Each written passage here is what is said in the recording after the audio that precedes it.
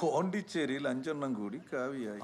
Election ആയതുകൊണ്ട് നമ്മളൊന്ന് സൂക്ഷിക്കണം. നീ എന്നെ തോപ്പിക്കരുത് കേട്ടോ. അത് ഞാൻ നയവരോട് ഡീൽ ചെയ്തോളാം. ആണെങ്കിൽ വാ സത്യ. ഞാൻ അങ്ങനെ പറഞ്ഞെന്ന് കരുതിയിട്ട് നമ്മുടെ മണ്ടന്മാരായ അണികളുടെ ആവേശം ഒട്ടും കുറയ്ക്കാം. എങ്ങനെ ഇദ്ദേഹം ഇവിടുത്തെ സ്ഥാനാർത്ഥിയാണ്. അഖിലേഷ്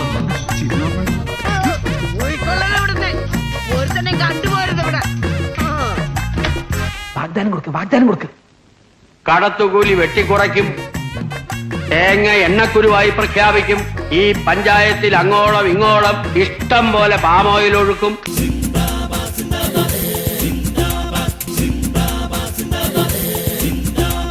എന്നിട്ട് ആളെ തീരുമാനിച്ചു.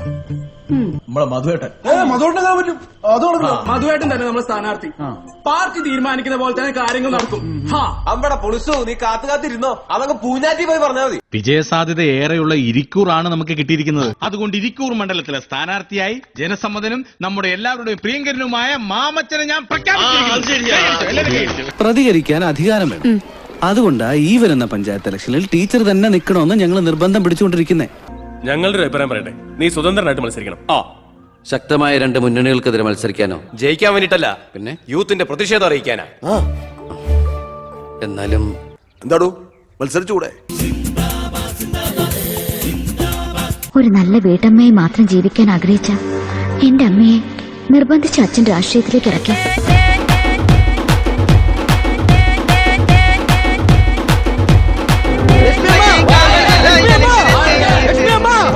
ആ പോയത് ആരാന്നറിയാമോ? വെറും ലക്ഷ്മി സന്താനമല്ല, ചേത്തുക്കുടിയിലെ വരപ്പോര ബൈ ഇലക്ഷനിലെ നമ്മുടെ പാർട്ടിയുടെ സ്ഥാനാർത്ഥി.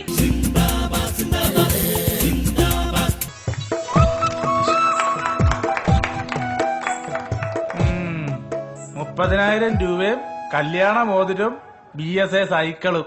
അതാണ് ആകെയുള്ള സമ്പാദ്യം അല്ലേ?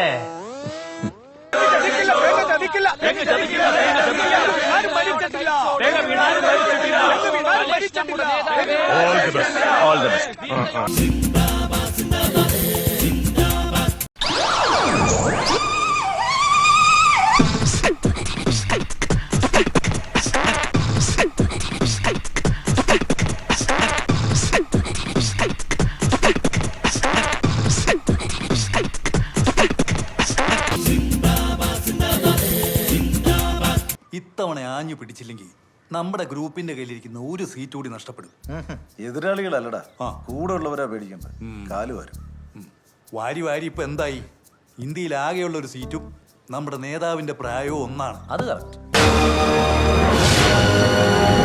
ഇത്തിരി കണ്ടത്തിന്റെ രോമാഞ്ചമായ നമ്മുടെ സ്വന്തം പാപ്പിച്ചായന് പുത്തിരി അടയാളത്തിൽ അഴിമതിക്കാരെയും കൊള്ളക്കാരെയും ഈ നാട്ടിൽ നിന്ന് എത്രയും പെട്ടെന്ന് കെട്ടുകെട്ടിക്കുന്നതിന് യുവത്വത്തിന്റെ പ്രതീകമായ കൃഷ്ണകുമാറിന് നമ്മുടെ ദേശീയ മൃഗമായ സിംഹം. പ്രിയപ്പെട്ട നാട്ടുകാരെ, RDF സ്ഥാനാർത്ഥി ഡോക്ടർ വിമല രാമനാഥന്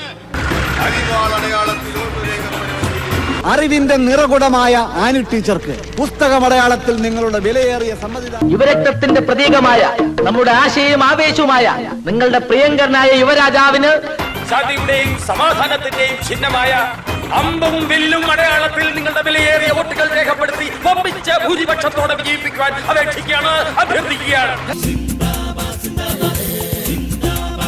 ഒരു വോട്ട് തന്നാൽ പൊന്മകൾ വന്നാൽ, ഒരു വോട്ട് തന്നാൽ ഈ നാട്ടിൽ വികസനത്തിൻ ആറാട്ട്. എന്റെ നാട്ടിലെ വെണ്ണിലാവു നീ നല്ല പാപ്പിച്ചായ, തൊട്ടതൊക്കെയും പൊന്നുപോലാക്കും നാടിൻ കൂട്ടുകാരാ, നിരപ്പേലെ വീട്ടുകാരെ. ആരിവിടെ UP സ്കൂളിനു കമ്പ്യൂട്ടർ കൊടുത്തു? ആരിവിടെ വെയിറ്റിംഗ് ഷെഡിനു ടൈൽസ് വിരിച്ചു? ആരിവിടെ നേത്ര ചികിത്സ ക്യാമ്പു നടത്തി? നിരമേട്ടന്റെ ഓമന മകനായി നാട്ടിൽ പിറന്നൊരു കണ്ണം പുറത്തു ശശീന്ദ്രകുമാർ, നാടിന്റെ വികസന നായകനീത. ഉള്ളം നിറഞ്ഞ് സ്നേഹം തരുന്ന ആനി ടീച്ചർ പട്ടയമടിച്ച് മൂസായി നടക്കും പാപ്പിക്കില്ല. അതായിരുന്നു മഹാത്മാഗാന്ധികളുടെ സ്വപ്നം. ഭാരതത്തിന്റെ ആത്മാവ് കാണണമെങ്കിൽ നിങ്ങൾ ഗ്രാമങ്ങളിലേക്ക് പോകൂ എന്ന് നമ്മെ ആഹ്വാനം ചെയ്ത ആ മഹാൻ കണ്ട സ്വപ്നം. സുഹൃത്തുക്കളെ, ഞാൻ ദീർഘിപ്പിക്കുന്നില്ല. ദീർഘിപ്പിച്ചോളൂ. എന്തെത്ര ധൃതി? ഇന്ന് വേറെ എവിടെയെങ്കിലും പ്രസംഗം ഉണ്ടാ? പ്രിയ പെട്ടവരെ, പണ്ടൊരിക്കൽ ഞാൻ തമിഴ്നാട്ടിലേക്ക് തീർത്ഥയാത്ര പോയപ്പോൾ അവിടെ ഒരു സ്ഥലത്ത് 1 രൂപയ്ക്ക് 1 കിലോ അരി കൊടുക്കുന്നത് ഞാൻ കണ്ടു. എന്തുകൊണ്ട് ആ പദ്ധതി ഇവിടെ നടപ്പിലാക്കുന്നില്ലെന്ന് ഞാൻ ചിന്തിച്ചു. ഭാരതത്തിന്റെ സംസ്കാരത്തിൽ നിന്നും പൈതൃകത്തിൽ നിന്നും ഉണ്ടായി വന്ന ഒരു പ്രസ്ഥാനമാണ് നമ്മുടേത്. അതുകൊണ്ട് ആസാനീസേ നിങ്ങൾക്ക് ഈ പ്രസ്ഥാനത്തിലേക്ക് കടന്നു വരാൻ പറയാനുള്ളത് അല്ല, എനിക്ക് പറയാനുള്ളത് അവരവരുടെ തെറ്റുകൾ മനസ്സിലാക്കി ഈ പ്രസ്ഥാനത്തിൽ ഈ കൊടിക്ക് കീഴിൽ അണിനിരക്കുവാൻ 100,000 കണക്കിന് പ്രവർത്തകരുണ്ട്. അതുകൊണ്ടാണ് ഞാൻ പറയുന്നത്, അങ്ങനെ അവർ കൂട്ടമായി വന്ന് ആവശ്യപ്പെട്ടാൽ അതിൽ നിന്നും കുറച്ചുപേരെ എടുക്കാതിരിക്കാൻ പറ്റുമോ?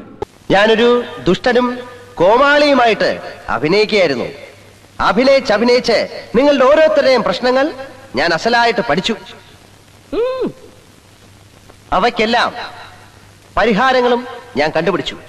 ഈ തെരഞ്ഞെടുപ്പിൽ ഞാൻ സ്വതന്ത്രനായി മത്സരിക്കുന്നത് ഇവിടുത്തെ രാഷ്ട്രീയ കച്ചവടക്കാരോട് ജനങ്ങൾക്കുള്ള പ്രതിഷേധം അറിയിക്കാനാണ്.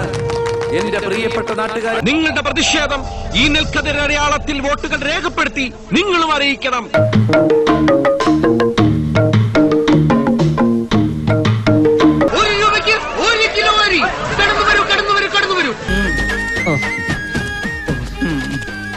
നൈറ്റ് ഇട്ട പിന്നെ എന്തിനാ ജാനും മേൽമുണ്ട്?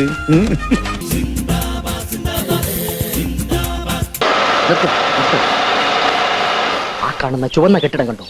അവിടെ നമുക്ക് ആരംഭിക്കാം. കുടിയേറ്റ കർഷകനാ. അമ്മേ വോട്ട് തന്നേ.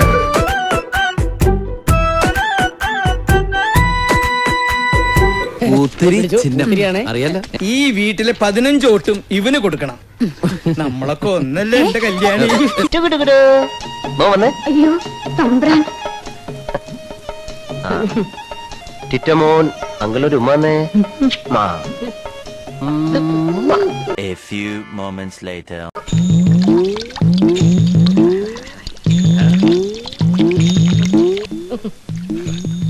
ഈ കൈ കൊണ്ട് അവനെ എടുത്തു. നമ്മുടെ സ്ഥാനാർത്ഥിയാ മാമച്ചൻ. നേരുമറിച്ചവരാണല്ലോ.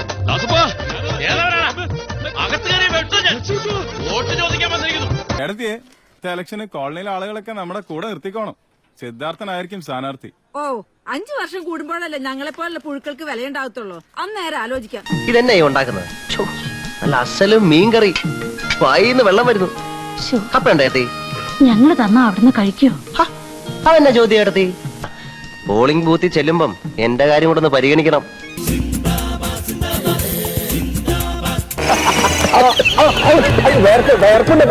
നമ്മളൊക്കെ തൊഴിലാളി വർഗത്തിന്റെ ആൾക്കാരുടെ വേർപ്പൊന്നും പ്രശ്നമല്ല. അവിടെ ചിഹ്നം അറിയാലോ, മറക്കരുത്, വോട്ട് നമുക്ക് തന്നെ. ഏതാവത് എന്ത് പണിയാണ് കാണിച്ചത്? ഇപ്പൊ അപ്പുറത്ത് കയറി കെട്ടിപ്പിടിച്ചപ്പോഴേ ഞാൻ പറഞ്ഞു കണ്ണി കണ്ട അമ്മരെ ഒന്നും കയറി കെട്ടിപ്പിടിക്കരുത്. ഞാൻ ഇവിടുന്ന് ജയിച്ച MLA പോയിന്റ് ശേഷം ഇതുവരെ ഇവിടെ വന്നിണ്ടാ? എന്നെ കണ്ടോരിക്ക് എവിടെ ആയിരുന്നു എന്ന് ചോദിച്ചു കഴിഞ്ഞാൽ അതിന് അവസരം കൊടുക്കരുത്. അതിനാണ് ഈ കെട്ടിപ്പിടുത്തം. എടാ, ആനയാണ് ഞാൻ ഒട്ടിയാറില്ല.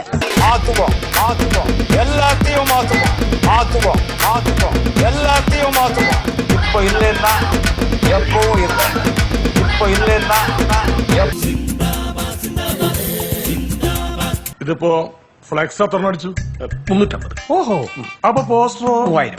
എവിടെ ഇടുമെന്ന് സാർ പറഞ്ഞു തന്നാ മതി. എവിടെയെങ്കിലും ഇട്, എന്നിട്ട് പ്രചാരണം ഒന്ന് ശക്തിപ്പെടുത്ത്.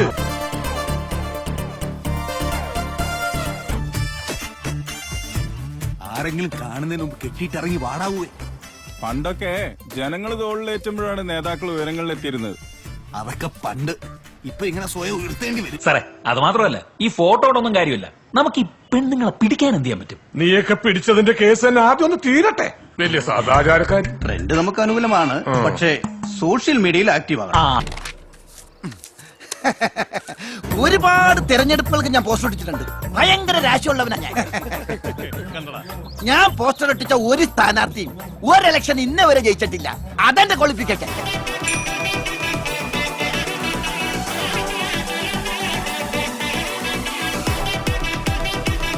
നാം ഇത്രയും നേരം പ്രശ്നത്തിന്റെ വിവിധ വശങ്ങളെക്കുറിച്ച് കൂലങ്കഷമായി ചിന്തിച്ചതിന്റെ വെളിച്ചത്തിൽ ഞാൻ ഊന്നി പറയാൻ ആഗ്രഹിക്കുന്നു, പീതാംബരൻ പുഷ്പം പോലെ ജയിക്കും. കൊറേ പുളിക്കും.